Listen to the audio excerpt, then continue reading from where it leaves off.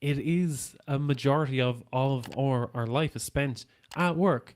Yeah. And we're in, let's say, in the boomer generation, it was like, oh, you spend 40 years working 40 hours a week and then you can start living once you retire. And it's like, what kind of way is that to live? And now our generation and the generations after us are like, yeah, no, that's not the way I want to live. I actually want to enjoy the work I do. I want to be of service to others and really just live my passion. And they're not happy with that because the system has been made to be like, oh, no, you have to do your 40-hour weeks and do it for the next 40 years for our pension system to work. Otherwise everything's going to crumble. And it's like, okay, Yeah. it's time to reimagine how we do this. And there's a lot of change. I think we're going to see a lot of change in the next 10 years.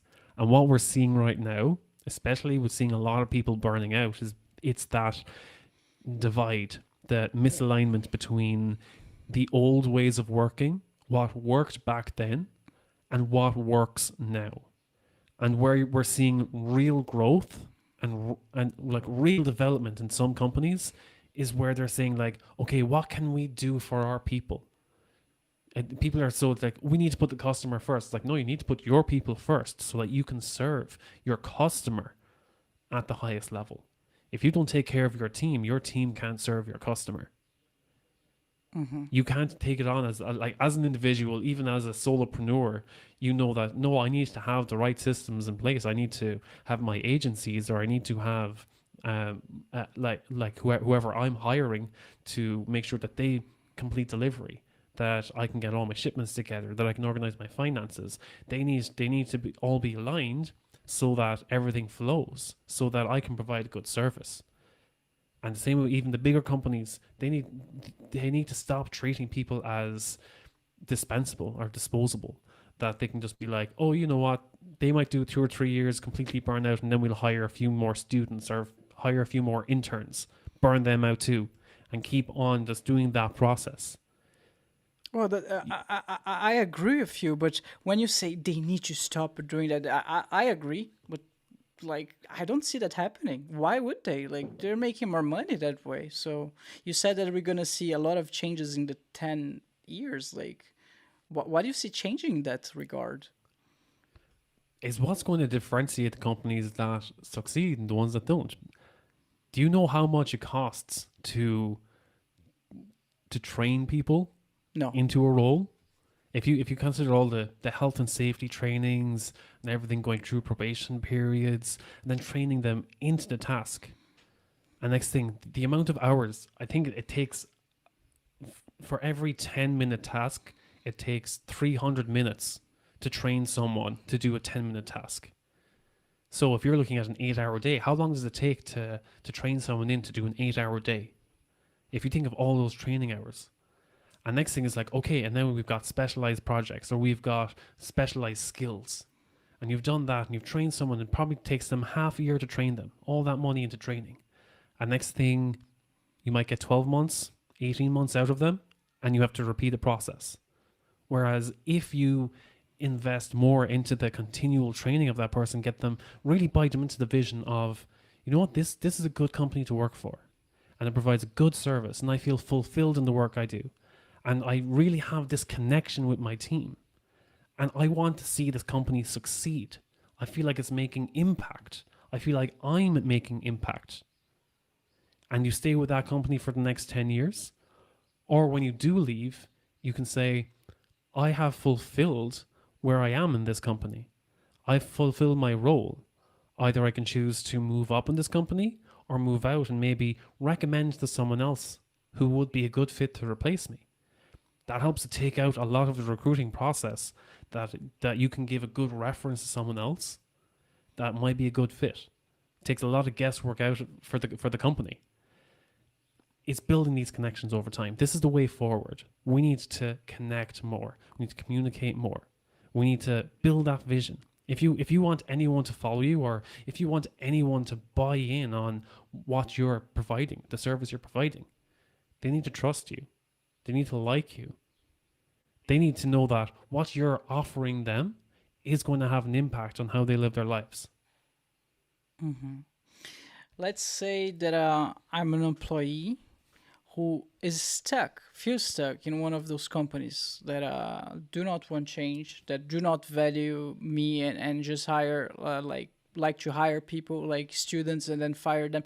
Like what would you say to a person like that? Because from that perspective, I think they all agree with you, like I do, but I don't see how like a way out of it. Like things would change for sure, but I don't know if they would change in that company. I feel like most of those changes they would just happen when new people create new companies, right? That's what I would imagine, because some of those big companies, they're so ingrained in their ways. They're so big and massive and slow to change that I don't see them change it. Like I don't know what was this quote again. I don't remember the quote, what I was talking, but it was basically about something that sometimes you just need old to die in order to have a new way, like a new way to be born, from someone another place. You know what I'm talking about? Did I explain it well?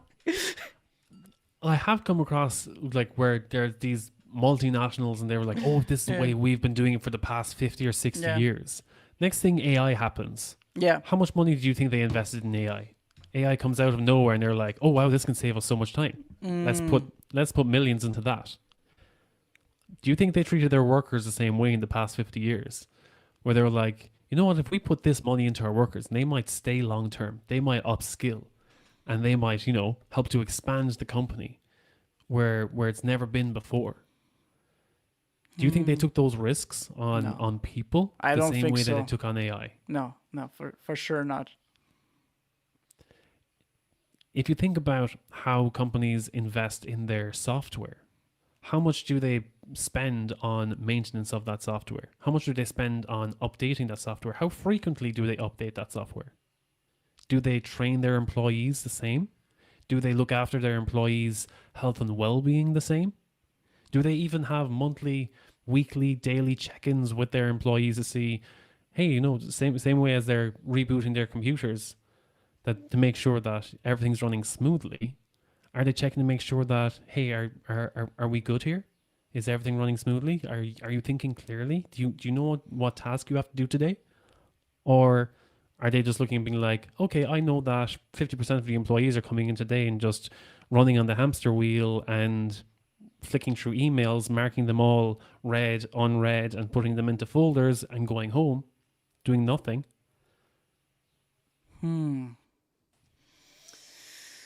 Hmm. Yeah, that's complicated, man, because I I think their mindset is like softwares. They're reliable. They're something that you pay and you get it. People not so much. I don't know. I don't know why they don't invest more in people. Now I'm I'm infuriated now. That's the thing. This is what gets you thinking. Is software reliable? It's Yeah. reliable when it works. Hmm. What happens when those computers crash? What happens when servers crash? And they're like, oh, nothing you can do until the server's back online. Do they say the same to their people? Is this they're like, oh, and uh, someone's taking a day off, and it's like, well, you can't take a day off. You can't take a day off. I need you in the office.